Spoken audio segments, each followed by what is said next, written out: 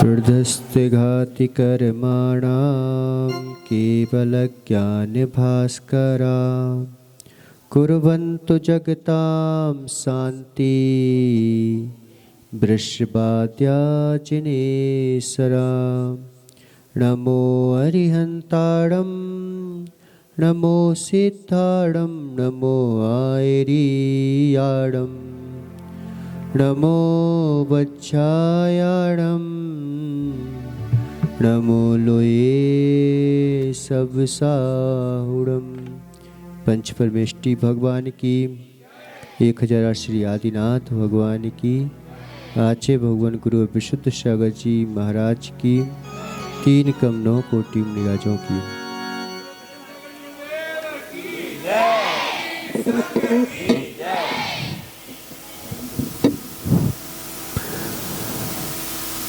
मनुष्यों, मानव जीवन क्षणिक है, लेकिन स्थूल जीवन नष्ट हो जाता है, सूक्ष्म जीवन अंकित हो जाता है। राम कब हुए? हजारों वर्ष पूर्व हुए। उस समय रावण भी पैदा हुआ। जब राम हुए उस समय रावण हुआ, तब भी उनका स्थूल जीवन आज हमें दिखाई नहीं देता, लेकिन आज हमें उनका सूक्ष्म जीवन आज भी हमारे हृदय में अंकित है। अभी कौन से रमेश भैया बोल रहे थे, रमेश नेताजी, कि ये अध्यात्म का गुरु कहा जाता है भारत देश। जितने भी महापुरुष हुए हैं तो इसी भारत देश में हुए हैं, कहीं और विदेशों में नहीं हुए। जितने महापुरुष यहाँ पे हुए हैं, श्री राम हुए हो, कृष्ण हुए हो, सभी महापुरुषों ने यहाँ पर जन्म लिया। उनका स्थूल जीवन हमें दिखाई नहीं देता, लेकिन सूक्ष्म जीवन आपको पता है कि नहीं पता? आज राम की जो है मर्यादा आज भी गाई जाती है, और रावण की कटुता भी आज हमें शास्त्रों में दिखाई देती है। श्री कृष्ण की प्रेम वात्सल्यता हमें आज भी जो है मंदिरों में गुनगुनाई जाती है, तो कंस की जो है निर्दयता भी सुनाई देती है। एक राष्ट्रपिता गांधी हुए, तो फिर दूसरी ओर जिन्ना भी हुए जो देशद्रोही थे। आज भगवान महावीर स्वामी का मैत्री भाव प्राणी मात्र के प्रति आज भी जो है दिखाई देता है। आंशिक रूप में सही, लेकिन दिखाई देता है। व्यक्ति चाहे तो कुछ भी कर सकता है, कुछ भी कर सकता है, यहाँ तक कि भगवान भी बन सकता है, परमात्मा भी बन सकता है। बस उमंग और उत्साह होना चाहिए। शक्ति तो अपने आप आ जाती है। हमें टीचर की आवश्यकता क्या है? हमें गुरुओं की आवश्यकता क्या है? क्या आप लोग घर में बैठ के पढ़ाई नहीं कर सकते थे? किताब खोल लेते, मम्मी पापा से पढ़ लेते, माता पिता से पढ़ सकते थे कि नहीं पढ़ सकते थे? लेकिन उससे क्या होता? उमंग और उत्साह होना चाहिए। ये मत सोचो कि हम सरकारी स्कूल में पढ़ते हैं। महापुरुषों के ऊपर ही जो है संकट आते हैं, और महापुरुषों का जीवन देखा जाए ना, तो श्री कृष्ण का जन्म कहाँ हुआ? क्यों कहाँ हुआ श्री कृष्ण का जन्म? जेल में हुआ। श्री कृष्ण का जन्म जेल में हुआ, लेकिन श्री कृष्ण का जीवन कहाँ व्यतीत हुआ? महलों में व्यतीत हुआ। इसी ये मत सोचो कि हम जो है सरकारी स्कूल में पढ़ते हैं, ये भारत सरकार का ही, भारत सरकार ही जो है इस देश को चलाती है। कॉन्वेंट तो आज खुलने लगे, लेकिन निश्चित मानो अगर श्री राम वनवास नहीं जाते तो क्या बन जाते? बन जाते। श्री राम बन गए, इसलिए बन गए। उन्होंने देखो कि अगर भरत जैसा भाई मिल जाए तो फिर जंगल में भी मजा आ जाता है। लक्ष्मण जैसा भाई साथ देने वाला मिल जाए तो निश्चित मानो जंगल में भी आनंद आ जाता है, और रावण जैसा भाई भी मिल जाए तो विभीषण छोड़ के भाग जाता है। इसी ये मत सोचो कि हम जो है सरकारी स्कूल में पढ़ रहे हैं। सरकारी स्कूल ही, कॉन्वेंट तो आज खुलने लगे, और ये वास्तवतः भारतीय संस्कृति जो है कॉन्वेंटों की नहीं है, ये जो है सरकारी ही है। आज विदेशी स्कूल खुलने लगे, विदेशों का नाम लेने लगे। हम किसकी आज़ादी से पाने के लिए कर रहे थे?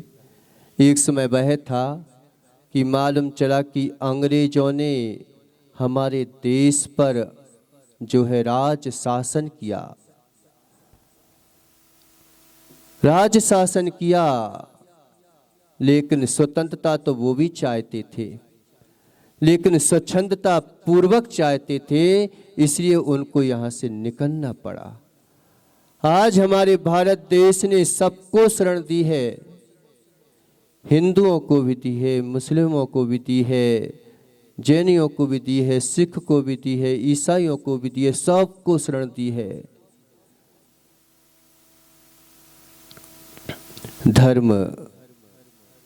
धर्म जो है मानवता विहीन शिक्षा नहीं देता कभी, कोई भी धर्म।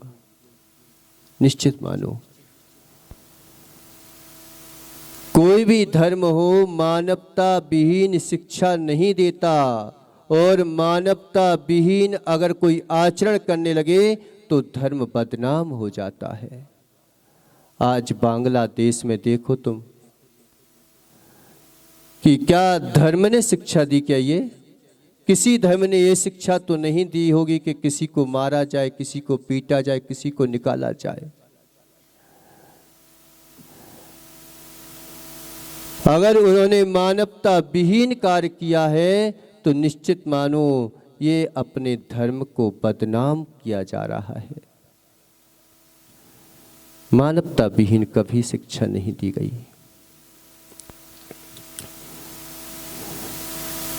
एक बात बताओ कि लंकेश के पास सब कुछ था कि राम के पास सब कुछ था? लंकेश के पास तो सोने की लंका थी, सब कुछ था। विपत्तियां किसके ऊपर आई? राम के ऊपर आई कि लंकेश के ऊपर आई? एक बार क्या हुआ कि मंदोदरी जब लंकेश खत्म हो गया तो मंदोदरी जो है सामने जाती है श्री राम के पास और झुक जाती है और कहती है कि हे श्री राम, आप कैसे मर्यादा पुरुषोत्तम हैं। ये अनुशासन ही वास्तविकता सच्ची स्वतंत्रता है। हम अनुशासनहीनता करते हैं तो स्वतंत्रता से वंचित हो जाते। कई लोग कहते हैं कि अनुशासन में स्वतंत्रता का क्या समाहित है। जो अनुशासनहीन होते हैं वे स्वार्थ और जो है जिम्मेदारियों से भागना चाहते हैं। आज अगर नाम लिया जाता है तो श्री राम का नाम लिया जाता है, जिन्होंने मर्यादा में जीत करके, मर्यादा में रह करके अपने देश, अपने जो है धर्म को कायम रखा है। मंदोदरी सामने आ गई, कहने लगी स्वामी श्री रामचंद्र जी से कि आपने एक भाई को गले लगा लिया और एक भाई को गले उतार रहे हो तुम। तो श्री राम ने बोला, कितना अच्छा उत्तर था कि हे मातुल्य, धन्य है। श्री राम की दृष्टि एक जो है शत्रु की पत्नी को भी मां तुल्य बोला जा रहा है कि हे मातुल्य मंदोदरी, मैंने कभी राम को मैंने मारा ही नहीं, आज तक रावण को मैंने मारा ही नहीं, लंकेश को मैंने मारा ही नहीं। अगर मुझे लंकेश को मारना होता तो मैं जो हूं लंका पर रावण वो हनुमान के लिए क्यों भेजता, समझौते के लिए। मैं तो श्री राम तो वो थे जिन्होंने सबरी के झूठे पेड़ भी खा करके खुश रहे, इसलिए आज जो है राम का नाम अंकित हो जाता है। क्यों? लंकेश को किसने मारा था? क्यों लंकेश को किसने मारा था? नेताजी? पता, रीडर और टीचर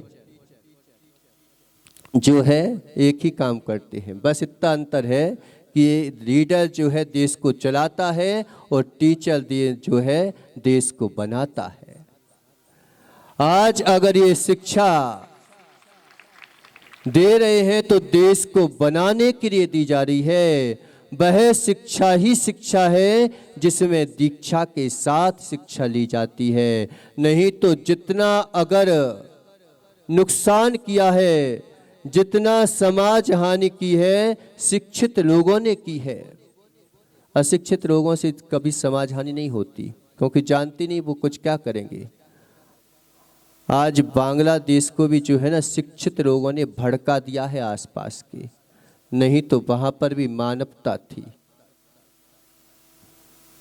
अन्य देश अगर नहीं भड़काते तो मानवता रहती। तो शिक्षित लोगों से जितना उपद्रव हुआ है, शिक्षित लोगों ने जितना धोखा दिया है, उतना अशिक्षित लोगों ने कभी धोखा नहीं दे पाए, क्योंकि उनका दिमाग ही नहीं काम करता। और अगर शिक्षित लोग जो है सेवा में लग जाएं, शिक्षित लोग जो है आविष्कार में लग जाएं, शिक्षित लोग जो है देश की उन्नति में लग जाएं, तो आज जो है देश के ऊपर 4 चांद लग जाएं।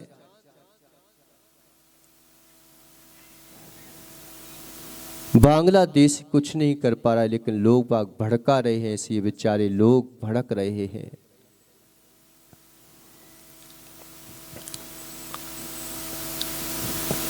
क्यों? क्या हो गया? देश को बनाते हैं और देश को चलाते हैं लीडर लोग। इसे देश को कैसे चलाना है और देश को कैसे बनाना है, ये टीचर और लीडर दोनों सुधर जाए ना तो देश की उन्नति हो जाए। और हमारे किधर तो सुधरे हुए हैं। लंकेश को किसने मारा था? राम ने मारा ही नहीं है लंकेश को। अगर राम को लंकेश को मारना होता तो बताओ अंगद को क्यों भेजते समझौता करने के लिए? अगर राम को लंकेश को मारना होता तो हनुमान को क्यों भेजा समझौता करने के लिए? राम ने लंकेश को मारा ही नहीं, राम ने तो क्लेश को मारा था, लंकेश तो बीच में आ गया। रावण परम भक्त था कि नहीं था भगवान का?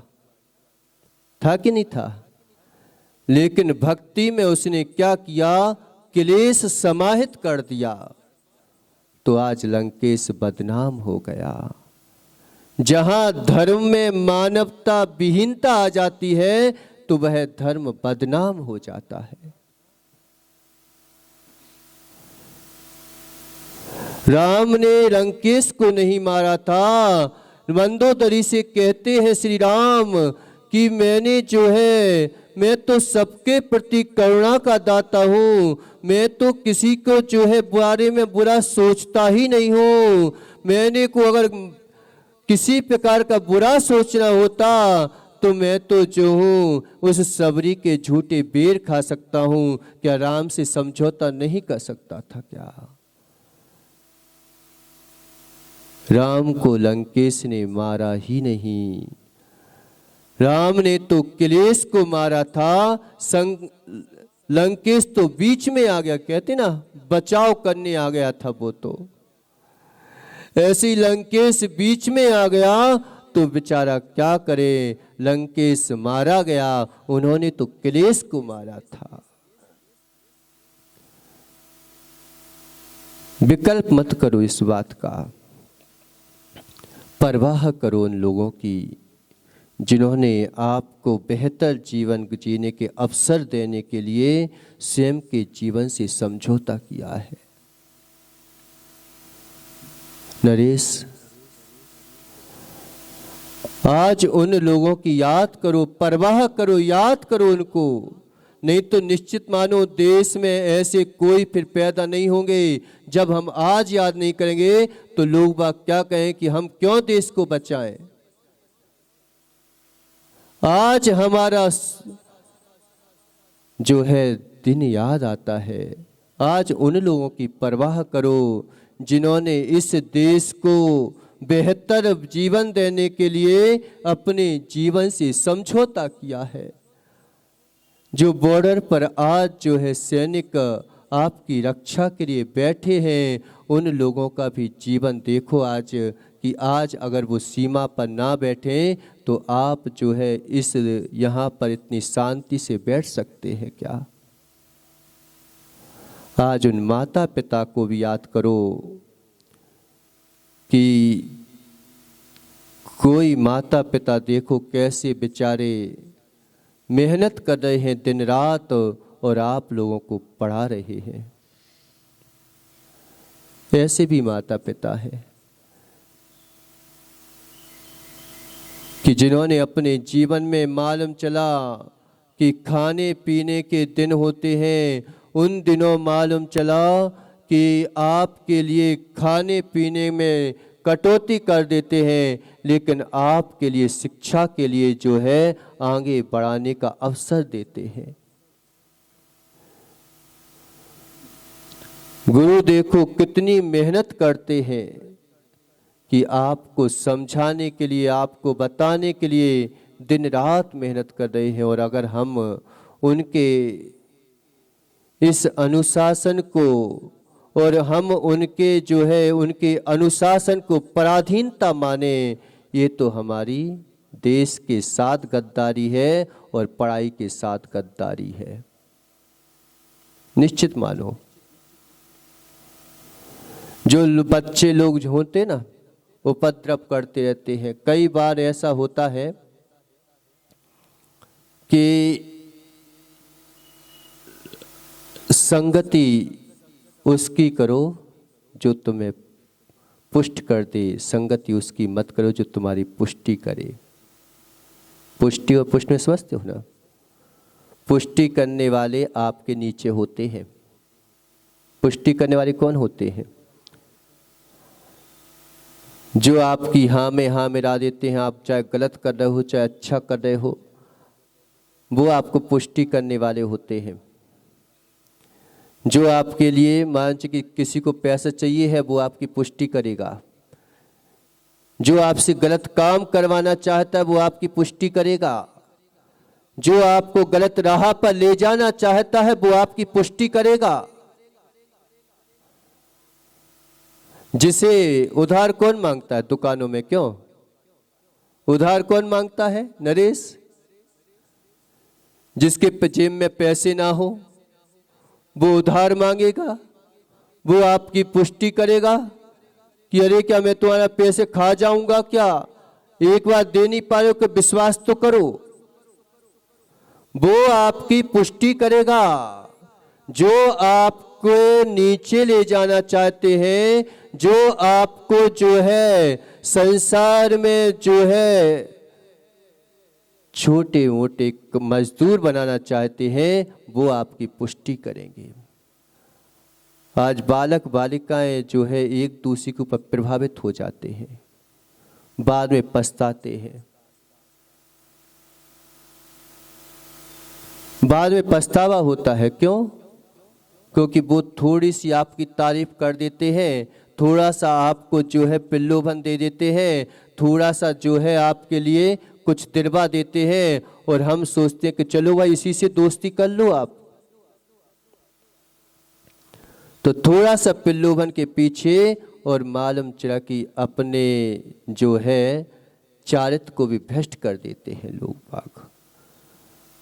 कितना प्रलोभन दिया सीता को लंकेश ने, मैं आपको जो है पट्ट महिषी बना दूंगा, लंका की मंदोदरी से भी ऊंचा दर्जा देने वाला था वो लंकेश सीता को। लेकिन उसने जो है प्रलोभन में नहीं फंसी लंकेश के, मैं श्री राम की हूं तो श्री राम की ही रहूंगी। एक भी जन उस लंका में, एक भी लोग ऐसे थे जो सीता के पक्षधर हो? क्यों?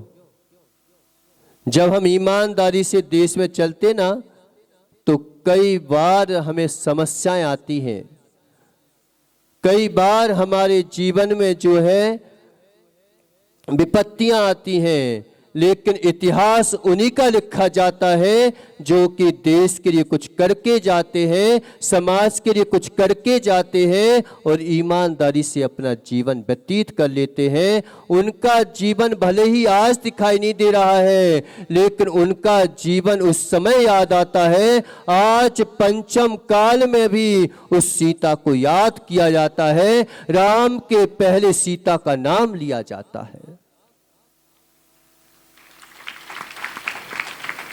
क्यों लिया जाता है? इसलिए लिया जाता है कि लंके जब सीता जो है लंका में थी, अशोक वाटिका में सीता थी, उसके लिए एक भी पक्षधर उसके समक्ष नहीं था। एक ने भी उसको ये नहीं बोला कि तू जो है राम के पास चली जा। सभी लोगों ने ये बोला कि तू जो है रावण को अपना ले, अपना ले, अपना ले। लेकिन पुष्टि करने वाले, संगति उनकी मत करो जो तुम्हारी पुष्टि करने वाले हैं, संगति उनकी करो जो तुम्हें पुष्ट करने वाले हैं। पुष्टि करने वाले तुम्हारे नीचे के लोग होते हैं और पुष्ट करने वाले आपसे श्रेष्ठ लोग होते हैं। दोनों में अंतर है। श्रेष्ठ लोग कभी तुम्हारी पुष्टि नहीं करेंगे, याद रखना। वो ये बोलेंगे कि गलत है तो गलत ही है, सही है तो सही ही है। और पुष्टि करने वाले, आप चाहे गलत करो चाहे अच्छा करो, हमें तो आपसे पैसे लेना है, आपको बस अपनाना है, इसलिए आपकी पुष्टि करेंगे। सीता की पुष्टि करने वाले लंका में बहुत लोग थे, लेकिन सीता को पुष्ट करने वाले एकमात्र उसके हृदय में विराजमान श्री राम थे।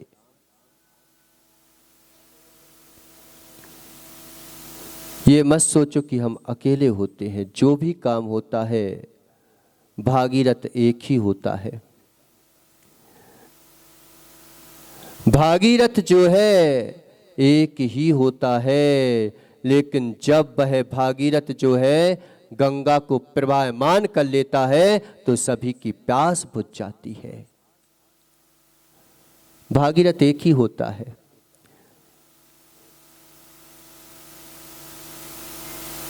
जितना भी इतिहास छोटे से बड़े बनते हैं, बड़ों का इतिहास नहीं बनता। श्री राम का इतिहास क्यों बन गया? क्योंकि वो जंगल में चले गए। जितने भी लोग आज श्रेष्ठ पद पर पहुंचे हैं, बड़े बड़े लोग अगर पहुंच जाएं उनका नाम नहीं होगा। जो सरकारी स्कूल में पढ़ करके, लाइट में जो है अध्ययन करके और रात रात भर पढ़ते हैं, वो उनका इतिहास लिखा जाता है कि देखो मेरे पास पैसे भी नहीं थे, मेरे पास किसी प्रकार की सुविधा भी नहीं थी, फिर भी जो है मैंने पढ़ाई की है, उसका नाम जो है इतिहासों में लिखा जाता है। ऐसी तो नौकरियां सबको मिल जाती हैं, उनका इतिहास लिखा जाता है। उस समय सीता के पास कोई नहीं था, इतिहास के लिए कोई नहीं था उसके पास, लेकिन जब उसने जो है शील की परीक्षा दे दी, पहले जो है परीक्षा का जीवन होता है, फिर जीवन की परीक्षा होती है। अभी आपका बच्चों परीक्षा का जीवन है, और अभी परीक्षा का जीवन निकालने के बाद जीवन की भी परीक्षा देनी पड़ती है।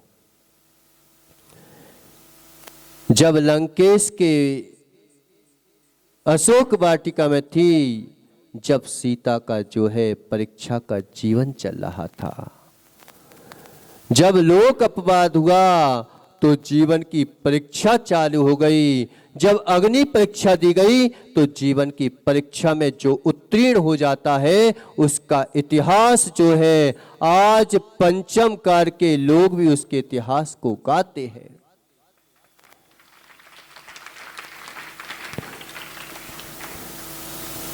इसलिए आज हमारा शुभ अवसर है कि शिक्षा तो टीचर दे देते हैं, लेकिन शिक्षा का सही जानकारी अगर मिलेगी तो सत्संग से ही मिलेगी। जो अपने आचरण में उतार करके और फिर एक शब्द बोल देते हैं, उनका आशीर्वाद, उनके अनुसार एक बार चलोगे, कष्ट जीवन में आएगा, कष्ट आना ही चाहिए, क्योंकि अगर कष्ट ना आए तो उसका, श्री राम का तो नाम लेते हो तुम है, लेकिन श्री राम के जीवन में कितने कष्ट आए। सीता का तो नाम लेते हो तुम, सीता के जीवन में कितने कष्ट आए। श्री कृष्ण का नाम तो लेते हो तुम, लेकिन श्री कृष्ण के जीवन में कितने कष्टों का सामना करना पड़ा। जब तक बीज भी जो है ना गर्मी सर्दी को ना झेले तो वह भी वृक्ष नहीं बन पाता। इसलिए कष्ट से घबराने की आवश्यकता नहीं है, कष्ट से जो है संघर्ष करके और ऊपर उठने की आवश्यकता है। और जो ऊपर उठ जाता है फिर कहते हैं कि अब फल आ जाते हैं। जिंदगी पहले परिश्रम मांगती है, परिश्रम के साथ जो है समर्पण की इच्छा रखती है, फिर समर्पण की परीक्षा होती है। सबक तो बहुत दिनों बाद मिलता है। क्या? पहले जिंदगी परिश्रम मांगती है, जो परिश्रम से भागना चाहते हैं। आज जो पढ़ाई के नाम पर भागना चाहते हैं, आज जो पढ़ाई के नाम पर डरना चाहते हैं, ना जाने क्यों परिश्रम से भागते हैं लोग, ना जाने क्यों परिश्रम से भागते हैं लोग। भागने में भी तो परिश्रम ही करते हैं लोग, भागने में परिश्रम नहीं करना पड़ेगा? क्यों करना पड़ेगा कि नहीं करना पड़ेगा? करना पड़ेगा। आज अगर तुम कुछ समय की नींदें बर्बाद कर लोगे तो निश्चित मानो जिंदगी भर की नींदें तुम्हारी अच्छे से निकल जाएंगी।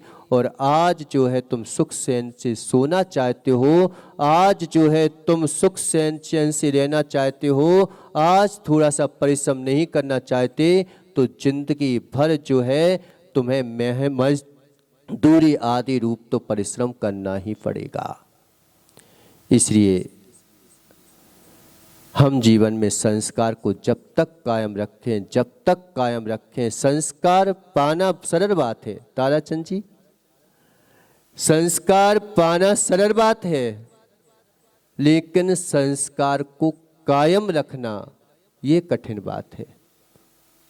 संस्कार की बातें कर लेना ये सरल बात है, लेकिन संस्कार को संस्कृति बना देना बहुत कठिन बात है। इसलिए संस्कार को जब तक कायम रखो जब तक कि तुम्हारी संस्कृति ना बन जाए। छोटा सा दृष्टांत देके खत्म करते हैं कि पता एक नियम जो है शिकागो में भी लागू किया गया और एक वही नियम जो है चीन में लागू किया गया। कौन सा नियम? देश को स्वच्छ बनाया जाए, देश में जो है गंदगी ना फैले, कोई थूके बगैर ना, इस प्रकार से देश की सुरक्षा के लिए नियम बनाए गए। लेकिन जो नियम बनाया गया तो उसमें क्या हो गया कि एक का नियम तो सुचारू रूप से चलता रहा शिकागो का, लेकिन चीन का नियम फेल हो गया। वहां पर सब चीजें उल्टी सीधी होने लगी। क्यों होने लगी थी? देश जो है साफ ना रह सका। क्यों नहीं रह सका? क्योंकि वहां का कानून, शासन, प्रशासन जो है सजग बना रहा। जैसे ही किसी ने थूका, जैसे ही किसी ने कचरा फेंका, तो मालूम चल के रिश्वतखोर पैदा नहीं हो पाए,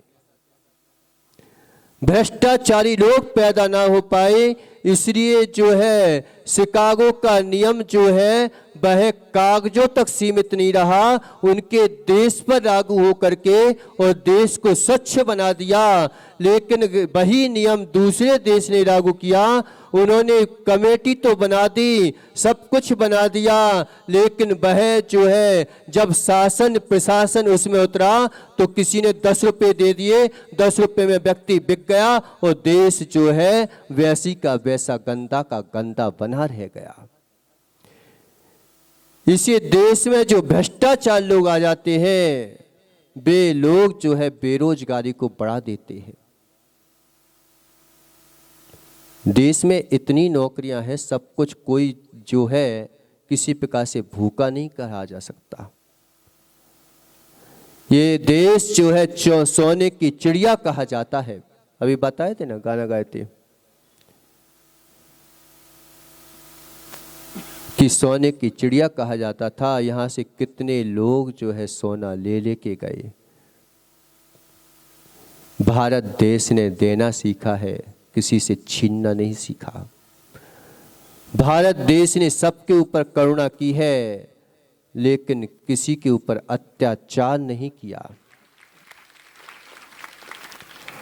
भारत देश ने सबको शरण दी है, लेकिन किसी की शरण को छीना नहीं है। ये भारत देश की पहचान है। आज भी जो है भले ही श्री राम का जीवन स्थूल रूप से हमें दिखाई नहीं देता, श्री कृष्ण का जीवन हमें स्थूल रूप से दिखाई नहीं देता, श्री महावीर का जीवन हमें स्थूल रूप से नहीं दिखाई देता, लेकिन निश्चित मानो उनकी सूक्ष्म वर्गणाएं आज भी हमारे अंतःकरण को प्रभावित करती है। क्या कारण है कि सहन कर लेता है देश, लेकिन फिर भी जो है किसी को के ऊपर अत्याचार नहीं करता।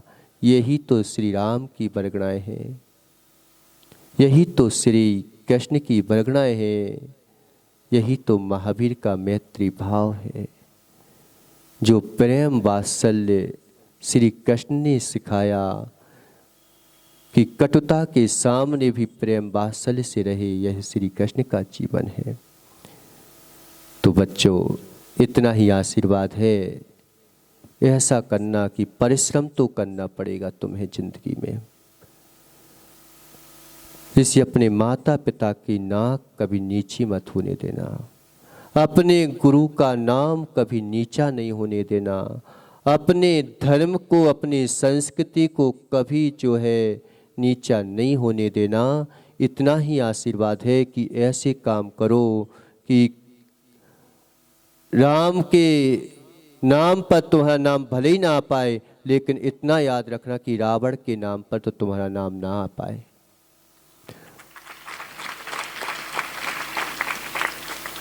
राम जैसी मर्यादा तो हम प्राप्त ना कर पाए, सीता जैसे शील को तो प्राप्त ना कर पाए, लेकिन जो है रावण जैसी दुराचारी के ऊपर तो मेरा नाम ना आ पाए। इतना ही याद रखना, इतना ही याद रखना।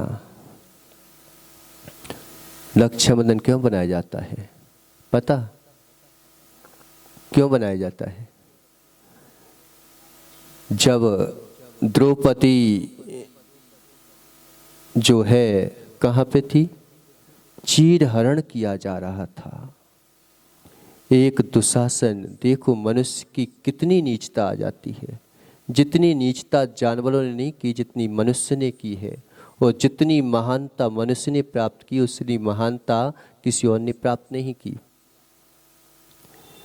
लेकिन श्री कृष्ण क्यों आ गए उस समय कि चीर हरण करने के लिए? सबसे पहले तो भीष्म पितामह को याद किया कि हे भीष्म पितामह, आप तो जो है सबके पितामह कहलाते हो।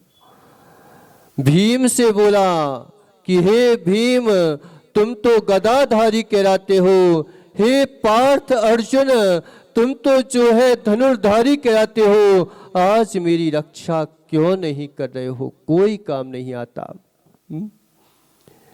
फिर याद आते हैं भगवान सबसे आखिरी में। एक ग्रामपति जो होवे, सो भी दुख या दुख खोवे। तुम तीन भुवन के स्वामी, दुख मेटो अंतर्यामी। भगवान को हम सबसे आखिरी में रखते हैं, सबसे आखिरी में। सुबह से आके सबसे पहले हमें अपने इष्ट देव को नमस्कार करना चाहिए।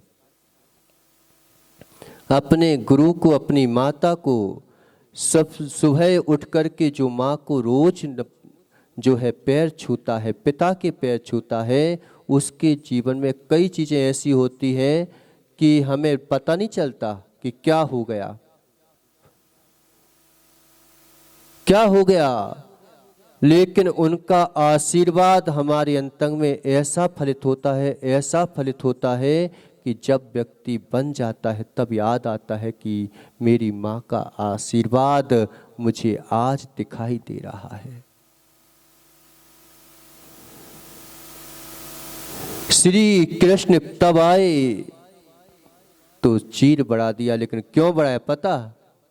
ये रक्षाबंधन में उसी के उपलक्ष्य में मनाया जाता है कि एक बार जो है श्री कृष्ण को थोड़ी चोट लग गई, तो द्रौपदी जो है सुंदर साड़ी पहनी थी। फंक्शन में जा रहे हो, कोई साड़ी वाड़ी अच्छी पहने हो तो क्या होगा, सुंदर साड़ी पहने थी। लेकिन जो है श्री कृष्ण को हाथ में थोड़ी सी लग गई, तो उन्होंने जो है अपनी साड़ी को फाड़ करके और जो है श्री कृष्ण के हाथ में बांध दिया। तो कहने लगी श्री कृष्ण, अरे तू ये क्या कर रही है, इतनी सुंदर साड़ी तूने फाड़ दी। तो द्रौपदी ने पता क्या बोला, क्या मैं अपने भाई के लिए इतना भी नहीं कर सकती कि अपनी साड़ी को फाड़ के कर लगा दूं?